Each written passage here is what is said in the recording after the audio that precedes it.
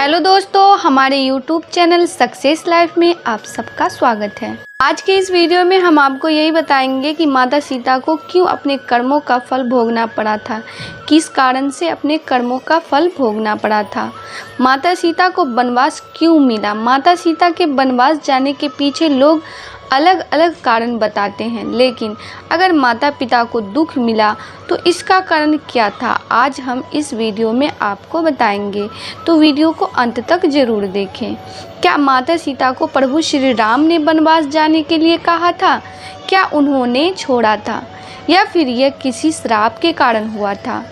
मित्रों, लोग यह बात तो जानते ही हैं कि माता सीता को वनवास क्यों हुआ था, लेकिन यह बात बहुत कम लोग जानते हैं कि माता सीता को वनवास क्यों मिला था। दोस्तों, कर्मों का दंड तो हर किसी को भुगतना ही पड़ता है, यह तो आपने सुना ही होगा, लेकिन बहुत से लोग इसे सुनकर से भी बातें समझते नहीं हैं।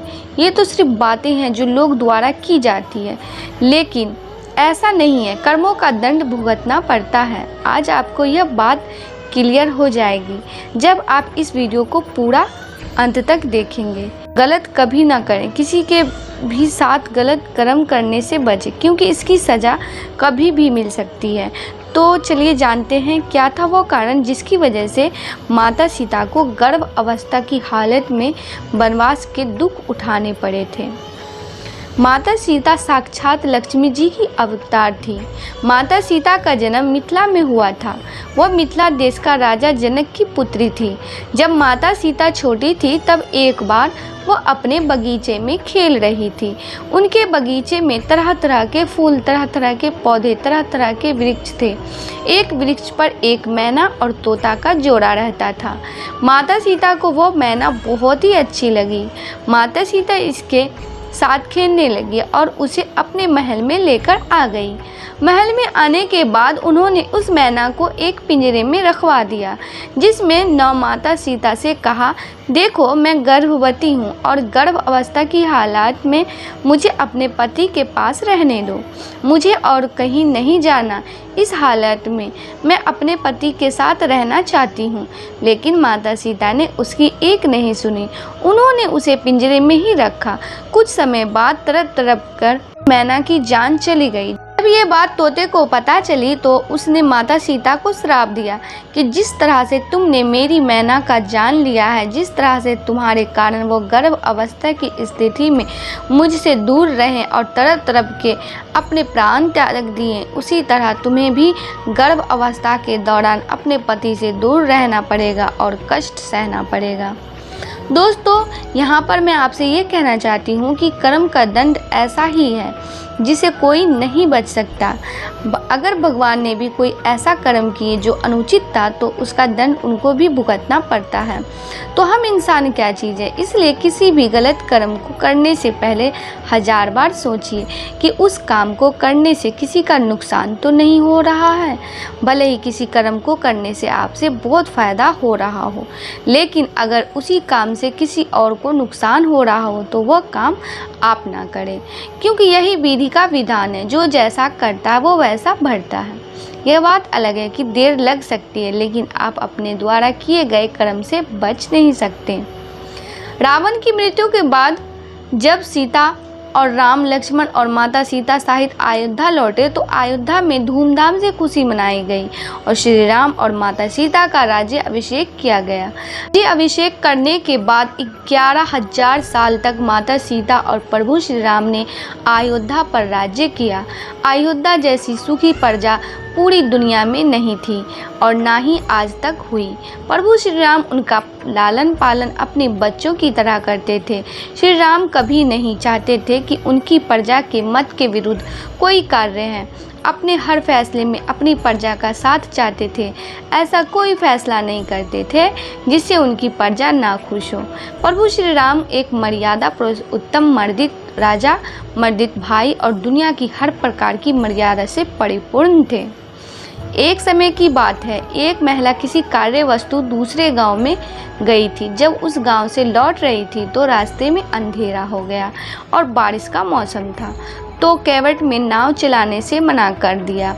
तो वह महिला केवट के घर पर ही रुक गई और वहीं पर रात बिताई। सुबह होने पर जब वो अपने घर पहुंची तो उसके पति ने उसे सवाल किया कि तुम रात भर कहाँ थी? तो उन्होंने बताया कि मैं वर्ड के घर पर रुक गई थी क्योंकि रात में बारिश हो रही थी और केवट में नाव चलाने से मना कर दिया था, परंतु उसका पति नहीं माना और उसने उसे दोषी समझा। केवट के घर जानबूझकर तू रुकी है, तुम्हारा और केवट का संबंध सही नहीं है। इस बात पर वो महिला न्याय मांगने प्रभु श्री राम के महल पहुंची और सारी बात बताई। इसी बात के कारण लोगों ने बातों बातों में माता सीता को भी कहना शुरू कर दिया कि माता सीता भी तो रावण के घर इतने दिन रहकर आई थी, तब तो श्री राम जी ने कोई प्रश्न नहीं किया। तू जहाँ का राजा ही इस बारे में कोई प्रश्न नहीं करता तो वहाँ की प्रजा की महिलाएं भी इसी की आड़ में गलत कार्य कर रही है। जब इस तरह की अफवाहें प्रजा द्वारा फैली गई तो भगवान श्री राम ने वेश बदलकर प्रजा के बीच में जाकर उन्होंने खुद लोगों द्वारा कही गई अफवाहों के बारे में सुना और यह सुनकर प्रभु श्री राम बिल्कुल हताश हो गए। ये मेरी प्रजा है जो मेरी पत्नी पर कलंक लगा रही है। दरअसल प्रभु श्री राम ने माता सीता को वनवास जाने के लिए नहीं कहा था, वो तो माता सीता ने जब देखा कि मेरे कारण मेरे प्रभु को लोग गलत कह रहे हैं, तुमने खुद ही वन जाने का फैसला किया और भवन को चली गई। वन में जाकर वो वाल्मीकि जी के आश्रम में रुकी थी। वाल्मीकि जी वहीं जिन्होंने पूरी रामायण पहले ही लिख दी थी। वाल्मीकि जी के आश्रम जाने से पहले ही माता सीता गर्भवती हो चुकी थी, परंतु इससे पहले कि वो प्रभु श्री राम को यह खुशखबरी बताती, प्रजा में अफवाह फैलने के कारण वे वन को चली गई। वाल्मीकि जी के आश्रम में ही माता सीता ने लव और कुश को जन्म दिया। लव कुश को जन्म देने के बाद उन्होंने स्वावलंबी बनाने की शिक्षा तथा वाल्मीकि जी ने उन्हें अस्त्र और शस्त्र का ज्ञान कराया और साथ में रामायण भी पढ़ाई। वाल्मीकि जी ने रामायण को संगीतबद्ध किया था और यह संगीत उन्होंने लव और कुश को सिखाया था। लव और कुश अयोध्या नगरी जाकर उन्होंने ये संगीत इस तरह से गाकर लोगों को सुनाए कि लोगों को पछतावा हुआ कि उन्होंने माता सीता पर कलंक क्यों लगाया और अंततः माता सीता और अयोध्या आई और वहाँ पर उन्होंने कहा कि यदि मैं निर्दोष हूँ, अगर मेरे दामन पर कोई गलत नहीं है तो हे धरती माँ, आप मुझे अपनी गोद में ले लो। उसी समय धरती फट गई और माता सीता धरती में समा गई। इस तरह से प्रजा को यह विश्वास दिलाया गया कि माता सीता बिल्कुल पवित्र थी। दोस्तों, लेकिन जो कुछ भी हुआ, वनवास जाने के पीछे का कारण माता सीता के द्वारा किया गया कर्म ही था। माता सीता के कारण ही वो मैना गर्भ अवस्था में अपने पति से दूर रही और तड़प तड़प करके अपने प्राण त्याग दिए। इसी कर्म का दंड माता सीता को मिला। वो भी जब गर्भवती हुई तो उन्होंने अपने पति से दूर वन में रहना पड़ा और वन के दुख को भोगना पड़ा। मित्रों, जो भी पुराण है, चाहे वो रामायण हो या फिर श्रीमद् भगवत गीता कथा हो, यह हमें जीवन जीने का सार बताते हैं। ये हमें बता दें कि हमें जीवन कैसे जीना चाहिए, किस तरह के कर्म हमें करनी चाहिए और किस तरह के नहीं करनी चाहिए। ये पुरानी हमें बताते हैं कि गलत कर्म करने की सज़ा गलत ही होती है, इसलिए आपको कभी भी गलत कर्म नहीं करना चाहिए।